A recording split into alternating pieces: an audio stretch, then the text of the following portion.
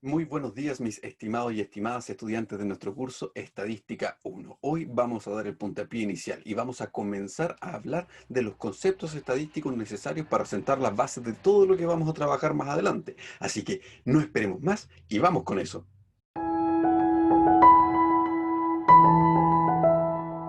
Como decíamos entonces, debemos dedicarnos a hablar acerca de los conceptos iniciales de estadística para así poder tener el lenguaje en común con miras a nuestras próximas clases donde vamos a ir profundizando un poquito más en las clases de matemáticas. Le cuento además que también ya tenemos ayudante, Josefa, quien será nuestra ayudante. A contar de la próxima semana ya van a trabajar con ella la parte de ejercicios y conmigo la porción teórica. Ella también será la encargada de aplicar a ustedes los talleres que vamos a ir dando semana a semana. Ya tengo la programación casi lista, así que muy pronto va a estar subida con cada una de las semanas en nuestra plataforma para que usted no se vaya perdiendo de ello. De todas maneras, yo siempre le voy a recordar por lo menos una semana antes cuando tengamos algún taller. Los talleres son cortitos, pero recuerde que tributan todos juntos 5 de ellos a la parte práctica de nuestra asignatura. Así que dicho eso, les voy a compartir nuestra pantalla para que podamos comenzar a trabajar. ¿Sí? Un minuto, por favor, para poder poner lo que debemos revisar el día de hoy, que es los conceptos iniciales de estadística. Entonces, compartimos nuestra pantalla y comenzamos a trabajar. Yo tengo habilitado, como siempre, el chat. Sí, voy a estar ahí revisando todo lo que usted necesite y si necesita hacer alguna consulta, yo voy a ir dando el espacio para ello y podemos habilitar el micrófono o dejar todo aquí en nuestro chat. Y ya que tenemos eso, listo, entonces comencemos. Esto es estadística descriptiva, entonces con el código equivocado debería ser 263. Ah, no, sí estamos bien.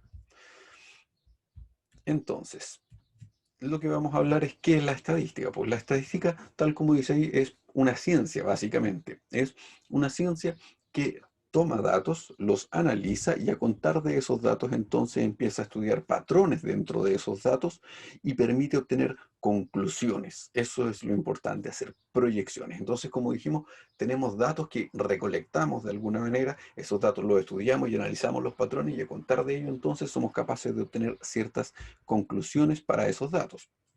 Es una ciencia, tal como dice ahí, esta definición está en Wikipedia, es una ciencia que se basa en la matemática, ¿sí? Se basa en elementos matemáticos, no es matemática como tal, de hecho ahí hay una pequeña discusión de si es o no es, así que, pero se sirve de la matemática para ayudar a varias disciplinas, trabaja desde la física, que son ciencias más matemáticas, hasta las ciencias sociales, a las entidades gubernamentales, al área de negocio. En toda área es muy útil la estadística. De hecho, siempre que vea un gráfico, básicamente estamos hablando de estadística, porque lo que hacemos es resumir datos a través de ellos. Y para poder hablar de estadística hay algunos conceptos que necesitamos y hacia allá es hacia donde nosotros vamos. Entonces, aquí un pequeño ejemplo. Aquí tenemos, por ejemplo, donde nos habla de que un cardiólogo necesita un nuevo fármaco para poder bajar el colesterol. Entonces, él necesita hacer un estudio para poder entender cómo consumen grasa los adultos mayores. Esa clase de estudio es un estudio de tipo estadístico, es justamente de lo que nosotros estamos hablando y como decíamos entonces se puede usar en áreas tan amplias como el área de la medicina. Y los primeros tres conceptos que necesitamos nosotros son el concepto de población, de muestra y de variable. La población es el universo de individuos con el cual nosotros vamos a ir trabajando, es el todo. Por ejemplo, si nosotros queremos hacer un estudio en Chile, entonces nuestra población son los chilenos. Habitualmente es muy difícil trabajar con el total de la población, sino que uno trabaja con un pequeño grupo de esta población que sea representativo de ella. Y este grupo se conoce como muestra. La muestra es un pequeño subgrupo de la población que la intención es que esta sea representativo de todas las características de la población y a contar de ello entonces nosotros vamos a hacer un estudio para la población y tratar de determinar cosas para el todo, a contar de este pequeño grupo. Y eso es lo que estamos haciendo o eso es lo que vamos a buscar hacer. Tenemos un grupo grande de lo que sea, puede ser personas, puede ser cajas de cereal, lo que usted quiera, y usted toma un pequeño subgrupo. Este pequeño subgrupo se llama muestra. Y a contar de esa muestra entonces, nosotros vamos a tratar de hacer conclusiones para el todo. ¿Y cuáles son esas cosas que vamos a ir estudiando de esta población o de esta muestra, pues bien, ahí están las variables. Estas son las características, los elementos que nosotros deseamos estudiar dentro de esta población o dentro de este grupo. El sexo, la edad, el peso, la cantidad de cereal que trae una caja, lo que sea, puede ser el elemento que nosotros queramos. Esta característica es la que nosotros vamos a analizar. Y dentro de estas, nosotros vamos a hacer uso en sus tres grupos de la estadística. La estadística, como decíamos, tiene tres etapas grandes y esas tres etapas grandes que ya describimos así someramente, aquí están mucho más formalizadas. La estadística tiene tres grandes partes. La estadística descriptiva, que es la que toma estos datos, entonces, por ejemplo, toma el grupo de personas y analiza la edad del grupo de ese grupo de personas y los clasifica, los ordena, dice tantas personas tienen más de 30, tantas personas tienen menos de 30, tantas personas son mayores de edad, tantas son menores de edad, los empieza a ordenar, los toma los datos, los resume y los muestra, y por eso se llama estadística descriptiva. ¿Cómo los muestra? A través de gráficos, a través de tablas y así. En cuanto a la siguiente parte es el cálculo de probabilidades y es ahí donde empiezan a entrar los modelos probabilísticos, que de ahí los vamos a ver un poquitito más adelante en unas cuantas semanas, y son los que estudian lo que tienen en común estos rasgos. ¿Por qué? Porque generan patrones y en los gráficos nosotros nos podemos dar cuenta que tienen formas comunes y a contar de esas formas comunes es que vamos a llegar a la siguiente etapa, que es la inferencia estadística, en donde vamos a intentar sacar conclusiones para toda la población a contar de los pequeños datos que tenemos para la muestra. Eso es súper interesante. Por ejemplo, en el caso de la política, que es muy común. Lo que se hace no es que se pregunta a todo el mundo cuando se dice el 90% de los chilenos creen que tal persona va a ser el próximo presidente de Chile. Entonces, ¿le preguntaron a todos los chilenos? No, porque a mí no me preguntaron, a usted tampoco. Lo que hicieron fue tomar un pequeño grupo y a contar de ese grupo tomar una conclusión. Ahora, dependiendo de cómo esté hecho ese estudio estadístico, puede que esa conclusión o bien sea correcta o sea equivocada. Y de hecho lo que pasa es que habitualmente este grupo o muestra que se toma no es el correcto, porque lo más importante para una muestra es que la muestra sea representativa, es decir, que la muestra de clara visión del todo. Por ejemplo, si nosotros tuviéramos que hacer una muestra de Chile y sabemos que en Chile, tal como dice el último censo, hay más mujeres que hombres, entonces en nuestra pequeña muestra, si son 10 personas, debemos tomar más hombres, perdón, más mujeres que hombres. ¿Por qué? Porque en Chile hay más mujeres que hombres. Si también sabemos, no lo sé, que existen más personas mayores de 18 años que personas menores de 18 años, entonces en nuestra muestra deberían haber mayor cantidad de personas de 18 años que menores de 18. Y así, la muestra debe ser una representación lo más fiel posible del todo. Y hay maneras de obtener esa muestra. Existen distintas maneras. Existen maneras aleatorias o maneras no aleatorias. Uno puede decir, quiero esta persona y esta persona, pero eso es lo menos representativo que hay. Sin embargo, uno puede tomar al azar distintas personas. Ahora, también buscando ser representativo, tomar al azar, que se llama muestreo probabilístico, o sea, ir tomando gente al azar, tomar al azar uno lo puede clasificar en grupo y tomar al azar, decir, quiero 5 personas que sean mujeres, quiero 4 personas que sean hombres, quiero 2 personas que sean mayores de 18, y así podemos ir ordenándolo en grupos o estratos. Esas son distintas formas de muestreo. Vamos a tomar un segundo para poder recibir a quienes se van conectando. Ya está. Entre paréntesis, si alguien me habla al WhatsApp en este momento, está desconectado, así que no puedo revisar sus mensajes porque siento por ahí que el celular vibra. Entonces,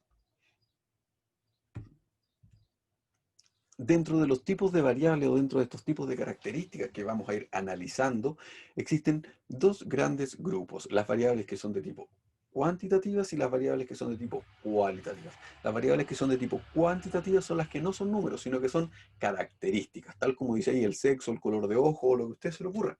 Y en cuanto a las variables cuantitativas, como su nombre lo dice, son números, son aquellas cosas que se pueden medir con números. Por ejemplo, el peso de una persona o el número, tal como dice, de llamadas diarias a un servicio de urgencia, o así, la cantidad de veces que alguien asiste a un banco. Eso es una medición.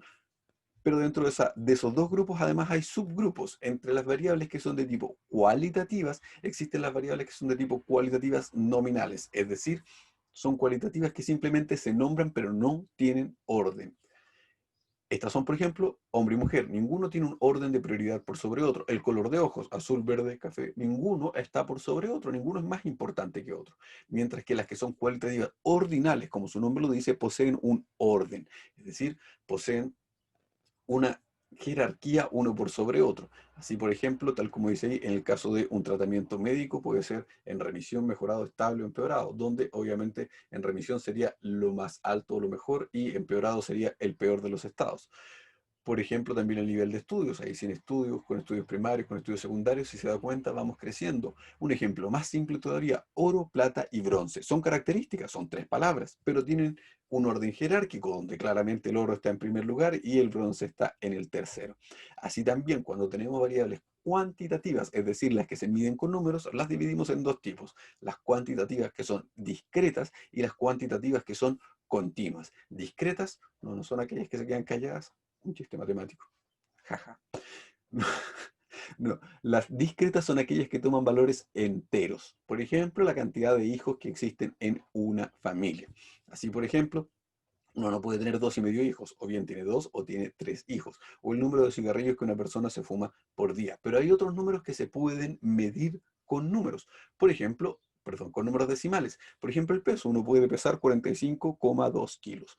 O la concentración de un elemento químico en una fórmula, o así lo que usted estime conveniente.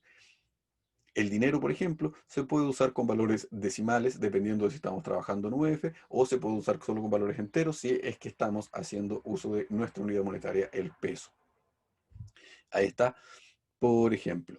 Aquí tenemos varias variables, ¿sí? Tenemos acá un servicio de urgencia. Está la clasificación en sexo de las 8 personas que han entrado, el peso, la estatura, la temperatura, las visitas que tuvieron y el tipo de dolor que han tenido. Y vamos viendo cómo se clasifican. Por ejemplo, la variable dolor que está aquí tiene varios niveles. Tiene leve, intenso y moderado, donde claramente estamos en presencia de una variable que es de tipo cualitativa y cualitativa ordinal. ¿Por qué? Porque lo más bajo es tener leve y lo más alto es tener un dolor intenso. Aquí, por ejemplo, estamos en el caso de una variable cuantitativa que es de tipo discreto y acá una variable que es de tipo cuantitativa, pero es de tipo cuantitativa continua. Entonces, las variables habitualmente se van a ordenar haciendo uso de estos cuatro componentes que están aquí. Las variables cualitativas y cuantitativas que son de tipo discreta se van a ordenar haciendo uso de lo que llamaremos frecuencia absoluta, que es decir, la cantidad de veces que ocurre un resultado. La frecuencia relativa, que es la cantidad de veces que ocurre este resultado, dividido en cada una de las características o de los niveles. Vamos a ir viendo. Por ejemplo, aquí está. La cantidad de veces que se repite el dolor leve es 3, la cantidad de veces que se repite el dolor intenso es 4 y la cantidad de veces que se repite el dolor moderado es 1. Por tanto, su frecuencia, tal como dice ahí, su frecuencia absoluta en el caso de leve será 3, en el caso de intenso será 4 y en el caso de moderado será 1. Pero su frecuencia relativa significa dividirlo respecto del total, por lo que la intensidad leve será 3 dividido en 8, que es el total. La intensidad, perdón, el nivel de dolor intenso será 4 dividido en 8, o sea, 0,5. Y finalmente el dolor moderado será 1 dividido en 8. Y ahí estamos en presencia básicamente de un porcentaje. Y la frecuencia absoluta acumulada y la frecuencia relativa acumulada, que significa sumar la cantidad respecto de los niveles anteriores. Aquí está entonces. Nosotros vamos a dar cada una de las características. Aquí podríamos poner leve, intenso y moderado. Aquí diremos la cantidad de veces que se repite. Acá diremos la cantidad de veces que se repite dividido respecto del total. Y acá iremos sumando ese número más los anteriores. En cada uno de los casos, lo mismo acá, iremos sumando ese número más los anteriores en cada uno de los casos. Ahí está entonces. Esa es la manera en que nosotros vamos a ir resumiendo esa clase de datos. Otra manera de resumir datos será a través de agrupar nuestros valores. Los valores, por lo general, cuando tenemos muchos, lo que nosotros hacemos es tomar pequeños rangos. Por ejemplo, si tenemos una gran amplitud de edades, no tiene sentido decir 5 personas tienen 23 años, 6 personas tienen 24 años y así sucesivamente, sino que uno dice, por ejemplo, 10 personas están entre 20 y 30 años. Y ahí lo que estamos haciendo es un intervalo. Y a contar de ese intervalo o de ese rango, es que nosotros empezamos a clasificar de la misma idea que lo hacíamos antes. Entonces, ¿de qué manera se clasifican? Pues bien, uno puede tratar de tomar la mayor cantidad de intervalos o la menor cantidad de intervalos posible. ¿De qué depende? Pues mientras menos intervalos tomemos, obviamente vamos a tener menos información. Si tengo un grupo de 100 personas y digo que 40 personas tienen de 0 hasta 50 años y 60 personas tienen de 50 hasta 100 años, estoy diciendo súper poco. A lo mejor sería más práctico tomar más intervalos, cada vez más pequeños, y con ello tengo más información. Pero básicamente, mientras más pequeños mis intervalos, entonces tengo mayor cantidad de frecuencia. Así que hay que buscar un equilibrio.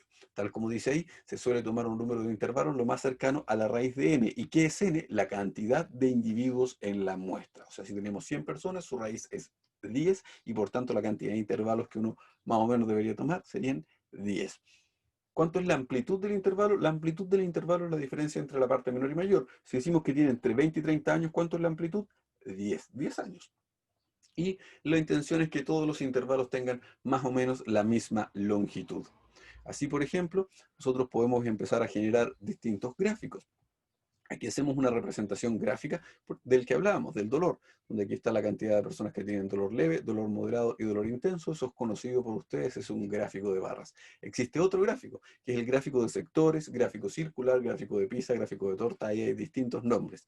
Y básicamente lo que muestra es el porcentaje respecto del total. Si se fija, acá estamos comparando en altura, y acá lo que estamos haciendo es comparar porcentualmente. Acá tenemos lo mismo, el gráfico que da nota, pero en este caso para el número de visitas. O sea, acá estábamos en presencia de palabras en la parte de abajo, por tanto son variables cualitativas, y acá son variables cuantitativas, pero es la misma idea. Y acá estamos en presencia de un histograma. El histograma es un gráfico que resume justamente cuando nosotros estamos hablando de rangos. Puede ver aquí, por ejemplo, que están las personas que pesan entre 46 y 60 kilos, entre 60 y 74 y entre 74 y 80, y la cantidad de personas que se encuentran en cada uno de ellos. ¿Es un gráfico de barras? Sí, pero es un gráfico de barras particular. Aquí están entonces distintos tipos de gráficos de barras que son histogramas. Detengámonos aquí un segundo. Quisiera saber si tenemos entonces alguna consulta hasta este punto, mis estimados y estimadas estudiantes. Les leo y si tienen alguna consulta pueden levantar la manito y le escucho.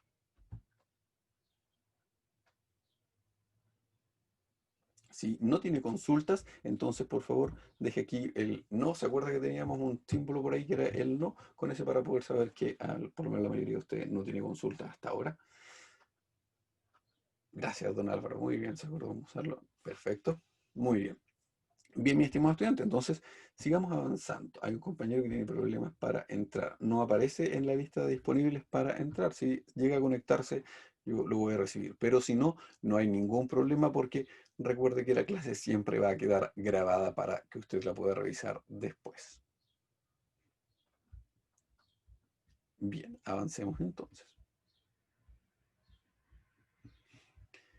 Recordar, mis estimadas y estimados estudiantes, que lo que estamos conversando durante el día de hoy es recién la parte introductoria para lo que nosotros estamos trabajando, así que no se preocupe si es que no ha quedado todo claro. De hecho, tengo ya preparado, y lo vamos a subir cuando terminemos nuestra clase, un pequeño apunte para que usted ya pueda ir repasando todos estos conceptos mucho más en profundidad. Para describir los datos, en general, lo que se hace es que se toman medidas características. ¿Qué son las medidas características? Primero, ¿qué es una medida? Una medida es un número que va a representar cierta característica de nuestra muestra. Entonces, es importante que dentro de estas características nosotros podamos hacer uso matemático de ellos. Y lógicamente solo va a funcionar para las variables que son de tipo cualitativas. Perdón, cuantitativas, aquellas que son números. Esa es la primera razón. Vamos a distinguir en este caso tres tipos de medidas: las medidas que son de posición, las medidas que son de dispersión y las medidas que son de forma. Las medidas de posición nos indican entonces la posición que ocupa nuestra muestra. Las de dispersión nos indican qué tan lejos o qué tan cerca están los datos unos de otros. Y finalmente las medidas de forma nos dicen si nuestros datos son relativamente simétricos, ya vamos a ver respecto de qué, o si es que no lo son. La media aritmética es la más conocida de todas. La media aritmética es básicamente el promedio, sumar todos los datos y dividir en el total de datos. Eso es la media aritmética. Es justamente el valor que se calcula de esa manera. Ahí está, y lo vamos a representar habitualmente con X barra.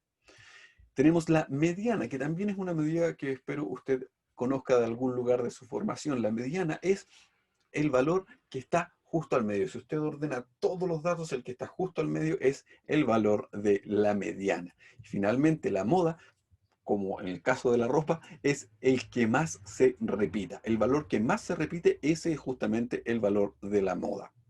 ¿Es posible que alguno no tenga moda? Sí, si todos se repiten igual cantidad, entonces no hay moda.